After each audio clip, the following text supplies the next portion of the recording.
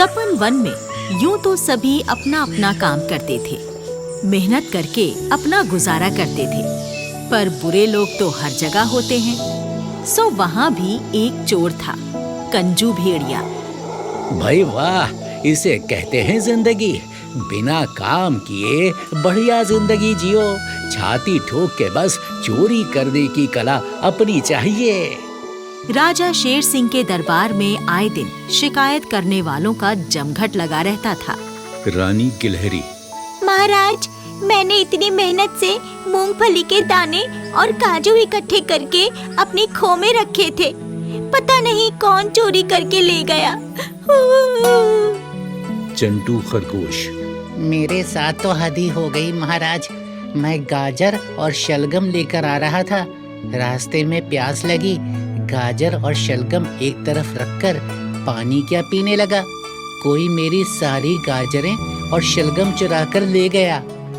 महामंत्री हाथी दादा, ये हम क्या सुन रहे हैं? हमारे राज्य में इतनी चोरियां हो रही हैं। आपने इससे पहले कभी ऐसा सुना है? अब क्या बताऊं महाराज, मुझे तो कहते हुए भी शर्म आ रही है। खुद मेरे गन्ने कई बार चोरी हो चुके हैं। फिर तो वाकई चिंता की बात है। हमें जल्द ही कुछ करना होगा। तुम सब लोग जाओ और हमारे न्याय पर भरोसा रखो। हम जल्द ही उस चोर को ढूंढ निकालेंगे। कंजू भेड़िए के कानों में जब ये खबर पड़ी तो उसका भी माथा ठनका। मुझे अब चौकन्ना रहना होगा। कुछ दिनों के लिए चोरी छोड़कर हेरा फेरी से काम चलाना होगा। वैसे भी कहते हैं ना, चोर चोरी से जाए, हेरा फेरी से ना जाए। और बस कंजू भेड़िए ने हेरा फेरी में अपना दिमाग चलाना शुरू कर दिया। उसने सबसे पहला शिकार बनाया चंगू खरगोश की बेटी पम्मी को, जो अपने गले में सच्चे मोतियों की कीमती माला पहने थी। उसमें सोने का लॉकेट भी जड़ा था। उसने पम्मी से बात करनी शुरू की। वाह वाह पम्मी, इतना सुंदर हार, मोतियों वाला, सोने का लॉकेट जड़ा। और क्या, मेरे हैप्पी वाले बर्थडे पर मेरे पापा ने गिफ्ट दिया है। बहुत बढ़िया, बहुत बढ़िया। जरा देखे तो। कंजू उस हार को करीब से देखने लगा और ऐसे नाटक करने लगा जैसे उसे परख रहा हो। फिर अचानक जोर जोर से हंसने लगा। जड़ाऊ हार। क्या हुआ, तुम ऐसे हंस क्यों रहे हो? अरे रहने दो, तुम अपने पापा से नाराज हो जाओगे। नहीं नहीं, बताओ मुझे, तुम्हें बताना ही होगा। मैं तुम्हें बिना बताए नहीं जाने दूंगी। चलो ठीक है, तुम जिद करती हो तो बता देता हूँ। भाई देखो, तुम्हारा ये हार नकली मोतियों का है और लॉकेट भी सोने का नहीं है, सिर्फ सोने का पानी चढ़ा है। नहीं नहीं, ऐसा नहीं हो सकता। मेरे पापा मुझसे झूठ नहीं बोल सकते। अरे मैं सच कह रहा हूँ।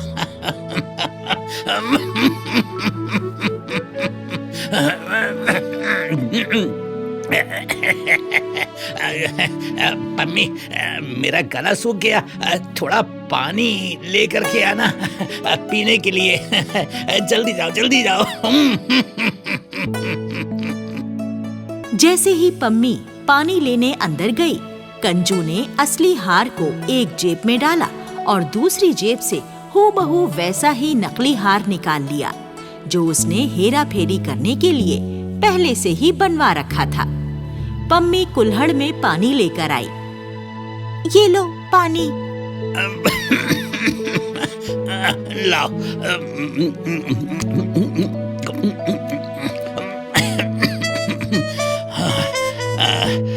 Thank you. ये रखो अपना नकली हार। अगर मुझ पर यकीन ना हो तो शाही सुनार से चेक करवा लो। अच्छा मैं चलता हूँ। बताओ नकली हार असली हार कहकर दे दिया। पम्मी के रोने धोने पर उसके पापा पम्मी को साथ लेकर गौरैया के पास गए, जो शाही गहने गढ़ने का काम करती थी। गौरैया ने उलट पलट कर हार को देखा, फिर बोली, ये हार तो 100% नकली है।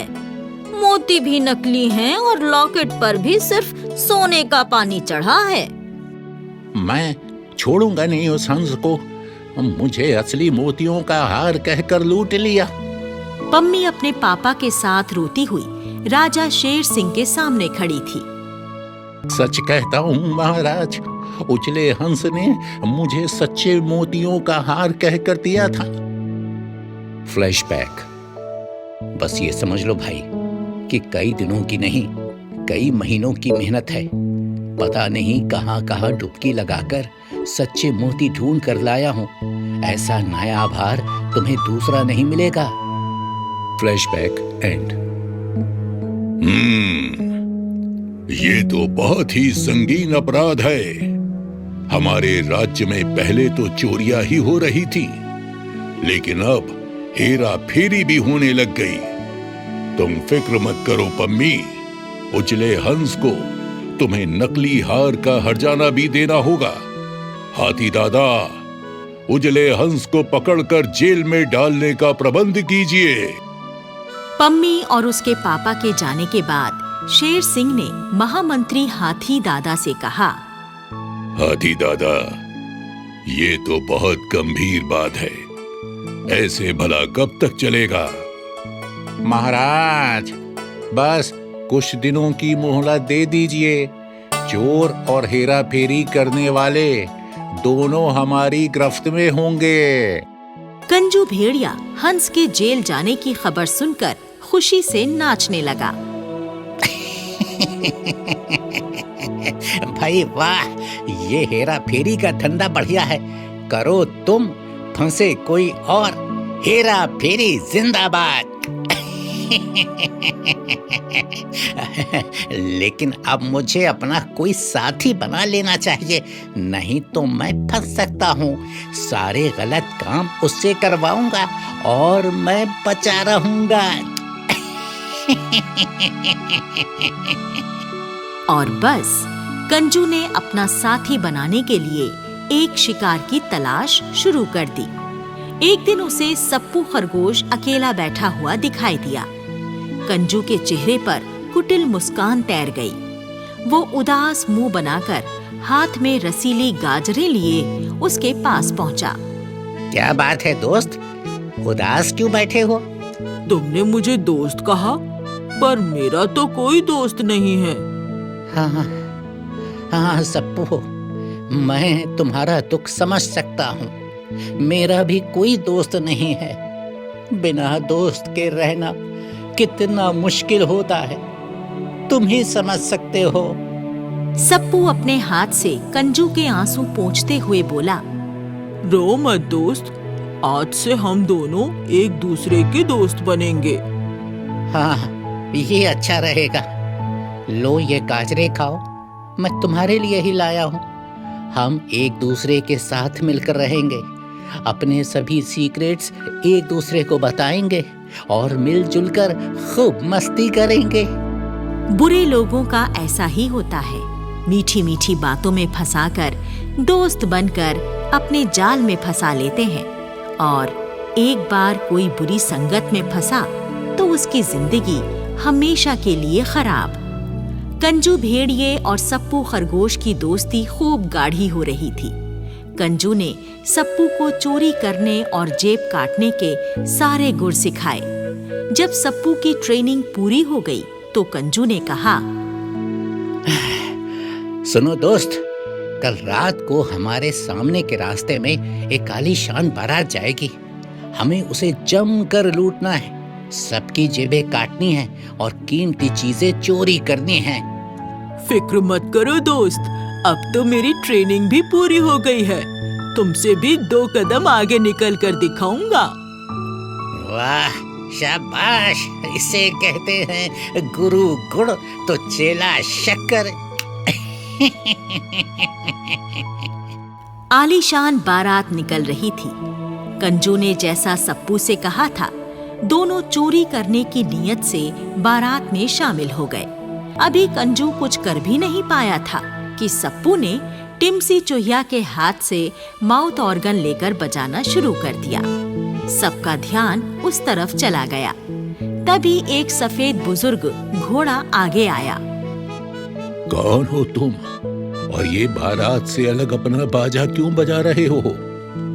सप्पू हड़बड़ाते हुए बोला, वो मैं और मेरा दोस्त त्योहारों समारोहों में गा बजाकर बख्शिश मांगते हैं।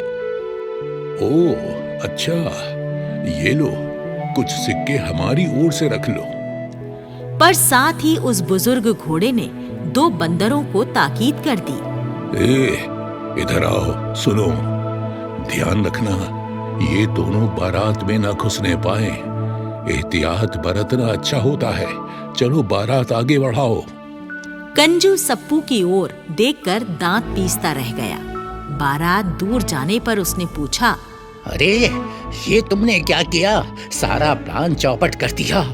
सॉरी दोस्त, माउथ ऑर्गन देखकर उसे बजाने का मन कराया। मैं खुद को रोक नहीं पाया। पर कोई बात नहीं दोस्त, अब हम मिलकर इससे भी बड़ी स्कीम बनाएंगे। स्कीम? कैसी स्कीम? हम सपन वन के सभी अमीर प्राणियों को अपने यहाँ दावत पर बुलाएंगे। उनको बढ़िया बढ़िया खाना खिलाएंगे, उनके खाने में नशा मिलाएंगे और जब वो बेहोश हो जाएंगे तो उन्हें लूट लेंगे। ये सुनकर कंजू भेड़िया खुशी से दांत फाड़ने लगा। बढ़िया स्कीम है। मैं एक काम करूंगा, मैं सबके सामने नहीं आऊंगा। तुम सारा माल लूटकर चुपके से मुझे दे देना। मैं उसे कहीं छुपा दूंगा। अगर तुम्हारी शिकायत भी हुई और तुम्हारे यहाँ तलाशी भी हुई तो वहाँ तो कुछ मिलेगा नहीं। जब मामला ठंडा पड़ जाएगा तो माल निकाल कर आपस में बांट लेंगे। वाह, इसे कहते हैं परफेक्ट प्लान। सपन वन के अमीर प्राणियों की दावत चल रही थी। सबने बड़े शौक से पकवान खाए, पर पकवान खाते ही उन पर बेहोशी छाने लगी और सब गिर गए। मौके का फायदा उठाकर सप्पू ने सारा माल समेटकर एक पोटली में कंजू को पकड़ा दिया। तुम ये सारा माल लेकर सामने वाले पेड़ के पीछे छिप जाओ, मैं थोड़ी देर में आता हूँ। ठीक है दोस्त। कंजू पोटली लेकर पेड़ की ओर बढ़ने लगा और सोचने लगा, बेवकूफ है, सारा माल मुझे दे दिया। मैं पेड़ के पीछे छुपूंगा थोड़ी ना, उधर से ही भागकर किसी दूसरे वन में चला जाऊंगा और ऐश की जिंदगी जीऊंगा। मन ही मन खुश होता कंजू पेड़ की तरफ बढ़ने लगा। पर जैसे ही वहां पहुंचा, उसने देखा कि वहां पहले से ही राजा शेर सिंह, हाथी दादा और शाही सैनिक 2 लंगूर तैयार खड़े थे। उन्हें देखकर तो कंजू के होश उड़ गए। आ जाओ कंजू, हम तुम्हें सबूत के साथ गिरफ्तार करना चाहते थे। मैं तो निर्दोष हूँ महाराज। ये चोरी तो सप्पू ने की है। दोस्ती में मुझे पोटली पकड़ाकर मुझे फंसा रहा है महाराज। सप्पू तुम्हारा दोस्त नहीं बल्कि शाही जासूस है। तभी सप्पू भी वहां आ गया। सप्पू, ये तूने क्या किया? तूने दोस्त बनकर मुझे धोखा दिया। मैं तुम्हारा दोस्त था ही नहीं, और अगर होता भी तो तुम्हारे जैसे देशद्रोही को जरूर पकड़वाता, क्योंकि यही हर सच्चे नागरिक का कर्तव्य है। कंजू को गिरफ्तार कर जेल में डाल दिया गया और हंस को रिहा कर दिया गया। सपन वन के सभी प्राणी